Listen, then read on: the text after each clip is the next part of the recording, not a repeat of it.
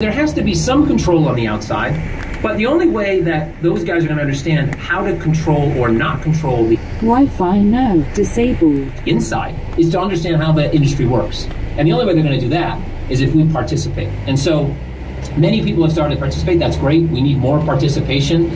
One cool thing I've seen recently is in the EU with they're working on something called MiCA, which stands for Markets and Crypto Assets. And that's something like MiFID, which is the financial directive that governs all of other, every other financial, basically, platform within Europe. Everybody talks about MiFID 2 when they talk about getting licensing and et cetera. Well, MiCA will be that for crypto.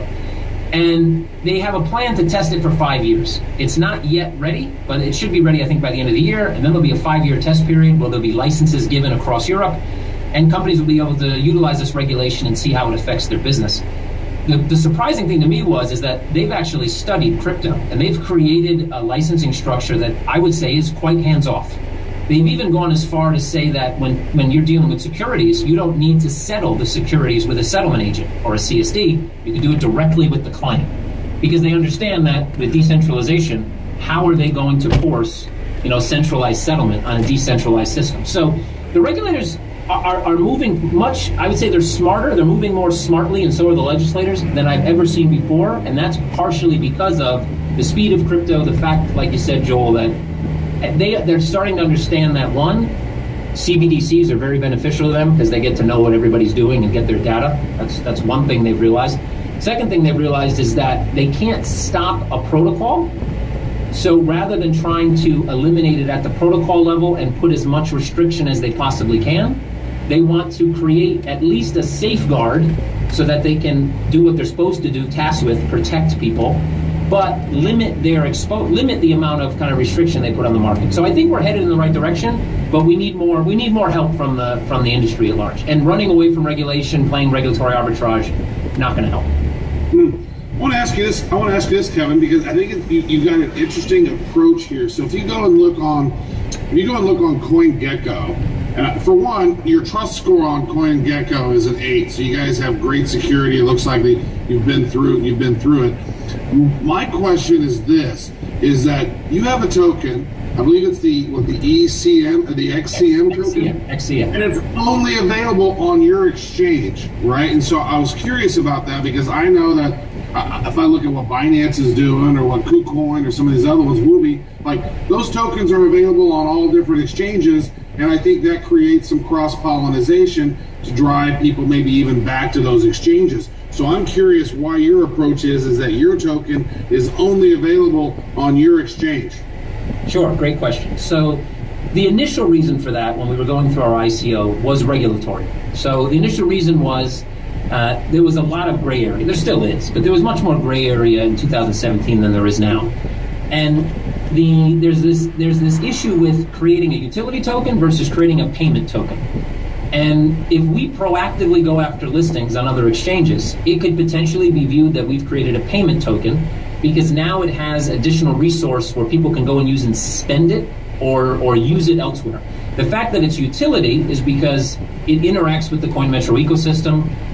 We're paid in the token, we're vaulting the token. Every interaction that happens on the exchange, the tokenomics kick in, and that causes demand to be put onto the market. Obviously on CoinMetro, not on some other platform. And that really means that in the US and elsewhere, we are a utility. We're nothing else.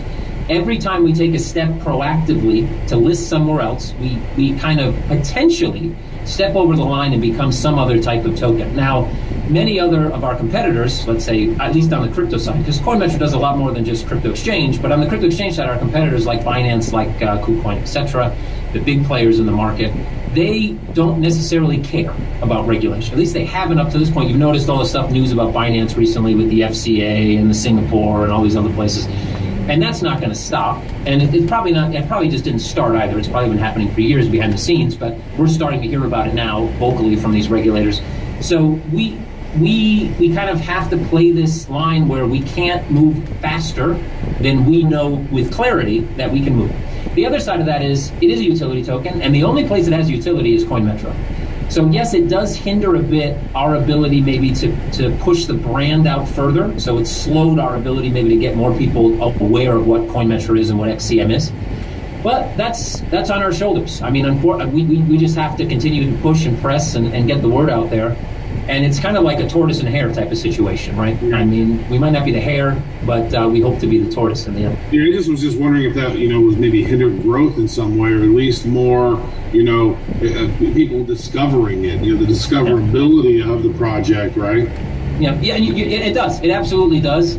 And I guess we kind of look at the long road that way, saying when there's clarity, if clarity happens that says, look, you can proactively go out and list at another venue like a dual listing in traditional markets, and it's not going to change that your token's utility, it's not going to make it a payment token, it's not going to make it a security, etc.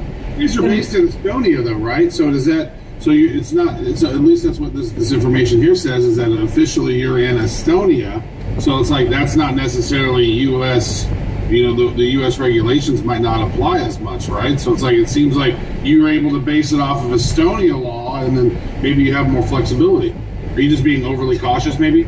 I would say we're being cautious, but not necessarily overly. So the U.S. is kind of the one place in the world that'll go after you regardless of where you're based, right? So it's really the only country in the world on a regulatory level that will try you in absentia, right? You don't even show up, and they will try you, find you guilty, fine you, and then, you're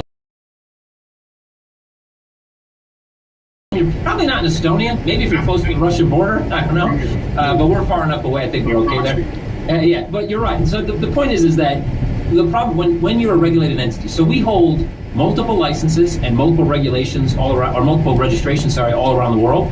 The minute you get a fine or even just a warning from any regulator, the difficulty to get regulated elsewhere multiplies by tenfold. So you need to be cautious. You need to play by the rules. You need to ask permission rather than going out and asking for forgiveness, which is what most companies do in this industry right now. They do it, and then they go, "Oh, sorry, we didn't know." But that's unfortunately not a great excuse. So yeah, in time it will be listed elsewhere, whether we want it or not, because as the business grows, as the market cap grows, other players will list it without even our acceptance of them listing it. And so at some point that will happen. We just haven't been proactive about it. That's interesting.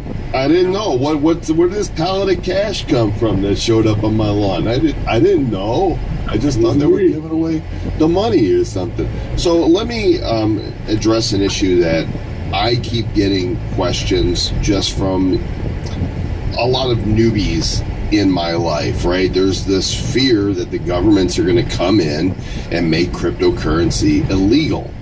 I personally feel that we are past the point of that being able to happen because of the number of major institutions that now have a stake in it. But what's your personal take on this? I think probably looking back, we were past it as soon as the Bitcoin network was launched. Simply because, think of it as the internet. A lot of people make these comparisons to the internet. We're in 95, 96 of the internet. Back then it was 92, or whatever. But the point is that as soon as the first few nodes went online, and it's possible probably to stop. You can limit though. So my fear has always been since the beginning that gatekeeper analogy. So they would just make it impossible for a gatekeeper to act, and thus it would all go underground, thus limiting the volumes, and then basically regular people just wouldn't be interested, right? There's many industries that exist underground that regular people aren't interested in that are big industries, that's for sure. But that potentially would have killed a lot of this momentum that we've now gained in the past 10, 12 years. So I agree. I think we're past that point. Initially, governments had a hard time understanding why this would potentially be beneficial for them.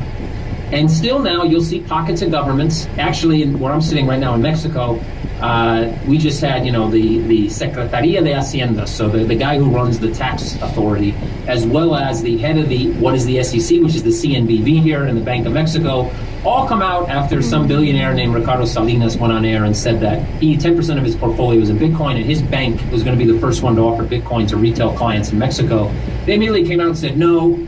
And the head of the let's say the IRS here, the tax authority, said something along the lines of that crypto's only used for drug money, human trafficking, and whatever the nonsense. That narrative's about 10 years old, and I guess he's a little bit behind the times because we've already debunked that about 837,000 times.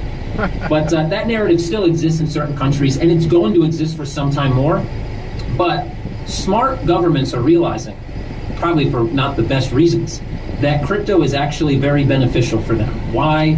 Because most crypto, let's not talk about privacy coins per se, but most crypto is pseudo-anonymous. It acts like cash, but it's not cash. So they can track it, they can trace it. And as soon as they realized that, and law enforcement was quick to realize that, but governments took some time. As soon as they realized that, and everybody loves CBDCs, everybody's now starting to turn a cheek and starting to try to apply regulation so they can regulate a bit the flow of crypto, but not necessarily kill it. And I expect that not to get more stringent, but to get less stringent over time, because they want the data, they want the access. The more they try to restrict it, the data goes underground, the less they can track it. So I actually think we're way past that. You will see, though, smaller countries, even some bigger countries, authoritarian in nature. We all know I'm not even going to say the name so we don't create an eighth bud on somebody banning crypto for the 19th time. But, there are going to be certain countries, big countries, that are still going to shout from the rooftops nonsense. But generally speaking, I think we're going to start to see. Oh, sorry. We're going to see quite a wave over the next few years of adoption at the government and at the regulatory and legislative level. I think that the chances of some type of global restriction on crypto is zero. Well, El Salvador, anybody? Hello, anyone? Bueller? Yeah, I mean, I saw somebody on Twitter that was like 2010, I don't know, Bitcoin, only drug dealers use it. Then it's like 2015, only, whatever, nerds use it. And then 2000, only small countries use it, whatever. And you are here, right? Yeah. Which is funny. It's true to a sense, though, that obviously